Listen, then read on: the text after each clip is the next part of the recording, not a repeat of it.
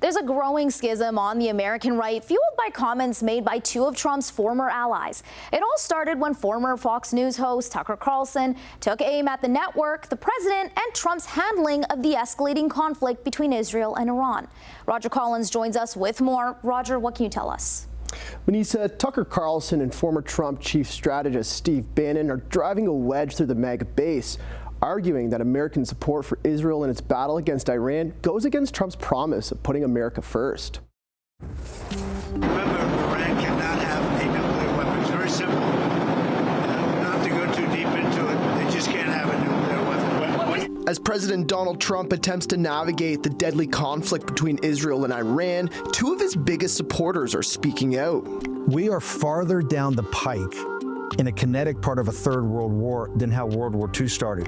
In an episode of Tucker Carlson's podcast yesterday, he hosted former White House strategist Steve Bannon, who took aim at those in Washington pushing for war.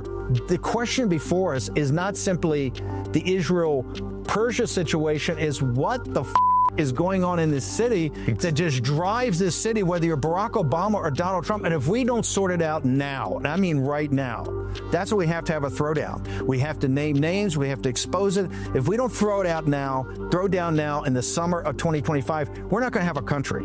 And not long after, Carlson called out his former employer for fueling the fire. It does feel like Fox News is playing, and I never criticize Fox because they were so kind to me, but they are playing a central role in the propaganda operation here, it feels like. Now, that criticism is being scrutinized by some. And as for Tucker Carlson and Steve Bannon, they do not define what the MAGA or the conservative base is. There's two idiot conspiracy theorists. The base, the MAGA base, the conservative base, believe me, they're all behind Trump. This riff on full display among GOP lawmakers. I trust the president on this. And I'm hoping the president will not get involved with the war. This is not our war. This is Iran's war. Don't panic and hope we all make the right decision when it comes down to it. Late last night, the president took to Truth Social, where he wrote, "Somebody please explain to kooky Tucker Carlson that Iran cannot have a nuclear weapon." Before continuing in a follow-up post where he said America first means many great things, including the fact that Iran cannot have a nuclear weapon. Make America great again.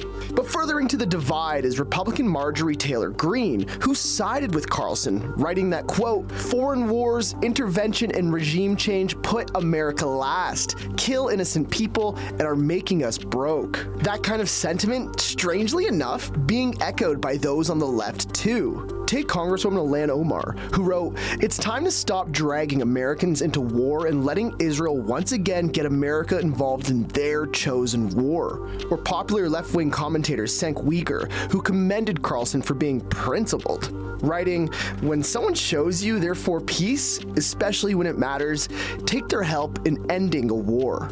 We got everybody saying it. We've got Tucker Carlson, Marjorie Taylor Greene. Marjorie Taylor Greene was on this show. They said, "Oh, you're crazy. She's not actually going to oppose the war." There she is opposing the war. Half of MAGA is saying, yeah, nope, no. I don't even care what Donald Trump says.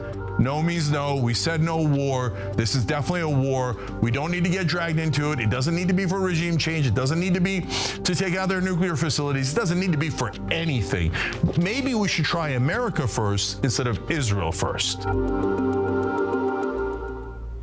Just today, Republican Representative Thomas Massie from Kentucky announced he plans on introducing a measure that would force the president to seek congressional approval for a war with Iran. And he's already found a co-signer, Democratic Representative Ro Khanna of California.